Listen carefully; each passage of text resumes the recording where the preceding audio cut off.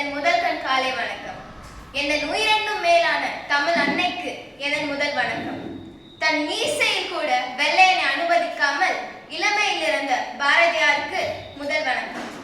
மங்கையராக பிறப்பதற்கே நல்ல மாதவம் செய்திட வேண்டும் அம்மா, பங்கே கைநலம் பார்த்ததாலவோ இந்த பாரில் அறங்கள் வரும் அம்மா என்று குரல் எழுப்பிய அந்த எட்டயபுர மாமன்னனை பற்றி பேச இந்த 8ஆம் வகுப்பு மாணவி ஆராத்யா வந்துள்ளேன். நான் பேச வந்த தலைப்போ பாரதியாரின் பார்வையில் பெண்களின் பெருமை. மட்டைப்பந்து எனும் கிரிக்கெட் ஆண்களுக்கே சொந்தம் என்று உலகம் மாறு தட்டும் வேளையில் மகளிர் உலக கோப்பை வெற்றி பெற்றனர். இந்திய பெண்களின் வெற்றியை நான் பாரதிக்கு சமர்ப்பித்து என் உரையை துவங்குகிறேன். பாரதியார் பெண்களை அன்னை என்றும் சக்தி என்றும் புகழ்ந்துள்ளார். பெண்கள் வீட்டில் மட்டுமில்லை, அறிவியல், கல்வி, அரசியல் போன்ற அனைத்திலும் தலை சிறந்து விளங்க வேண்டும் என்று அவர் ஆசைப்பட்டார். ஒரு பெண்ணுக்கு விதியெழுத யாருக்கும் உரிமை இல்லை என்று அவர் புதுமை பெண் பற்றி கனவு கண்டார்.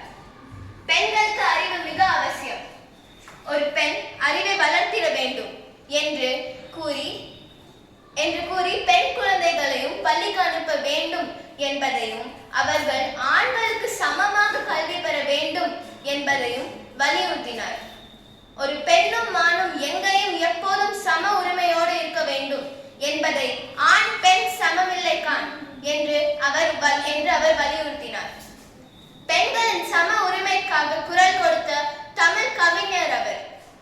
இன்று பெண்கள் வெவ்வேறு துறைகளில் சிறந்து விளங்குவதற்கு அவர் ஒரு முக்கிய காரணம்.